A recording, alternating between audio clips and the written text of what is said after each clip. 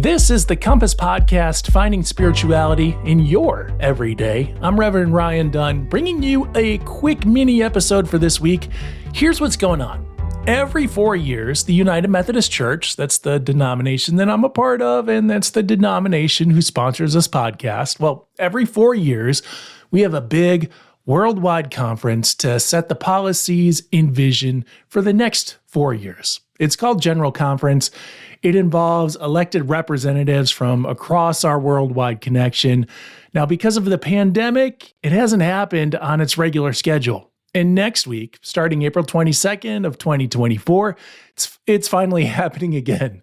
The General Conference is happening in Charlotte, North Carolina, and will hopefully get us back on track with a regular schedule. Compass, again, is a production of United Methodist Communications, and we are more than neck deep into both producing and covering the General Conference. So in this episode of Compass, I wanted to do two things. First, I wanted to let you know why the United Methodist Church is likely going to be back in the news in the next couple weeks. And two, I wanted to let you know why we're going to get off schedule here a bit on the Compass Podcast. So let me address that second purpose real quick, since it's short. Our bandwidth is a bit maxed out at the moment with the General Conference stuff. I'm preparing to be on site for the 2 weeks of the conference myself. I'm not a delegate, so I'm not directly involved in the decision-making items that I'll mention later, but I will be involved in providing daily update videos about the happenings of General Conference. So if you're interested, you can check those out at umc.org/connectedgc. We're supposed to have a Compass episode come out in the midst of this General Conference. I don't like the idea of just throwing something together to fill the space when my attentions are elsewhere. So I'm just going to admit that we won't have an episode on May 1st. We should be back to regular episodes again on May 15th of 2024. All right, let's talk about why the United Methodist Church might be back in the news as it relates to this General Conference. The General Conference is the only body in the UMC that can set official policy and speak for the international denomination. In many ways, it's like a UN General Assembly or a U.S. congressional session with the addition of things like a lot of prayer and rousing Christian worship. Well, the General Conference has the authority to make revisions to the Book of Discipline and the Book of Resolutions. These are like the governing documents of the United Methodist Church. The General Conference also can make amendments to the denomination's constitution. So in short, the General Conference has the final say on the doctrine of the UMC and how we carry out our mission in the world, which, by the way, our mission is to make disciples of Jesus Christ for the transformation of the world. Now, you may have heard that the United Methodist Church has become internally divided over some of our doctrinal stances and related policies. This division has led to congregations and leaders leaving the denomination. That's what we've been in the news for lately. There are many issues of discord at play here, but the single most likely issue that people have heard about is the denomination's policies regarding the full participation of LGBTQ plus individuals in the leadership of the church.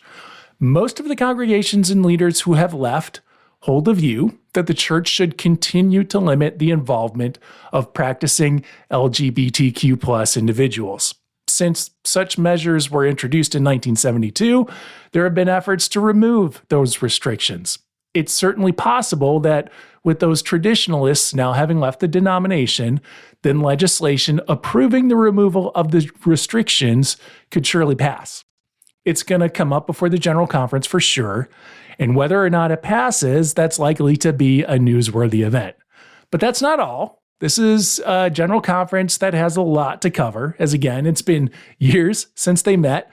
But the big issues demanding delegates' attention come down to 3 R's.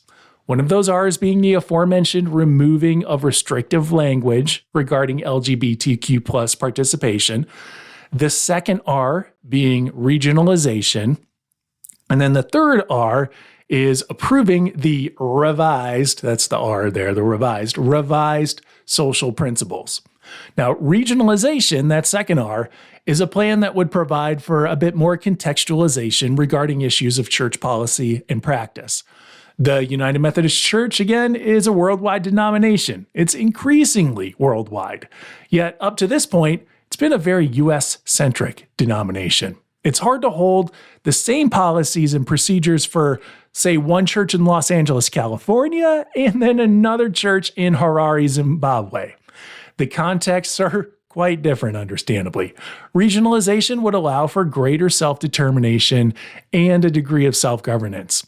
And then that third R relates to approving the revised social principles. Now, the social principles are the United Methodist Church's responses to pressing social issues. It includes things like the denominational statements and calls to action on things like global warming and climate change or human trafficking, the death penalty, and a whole lot more.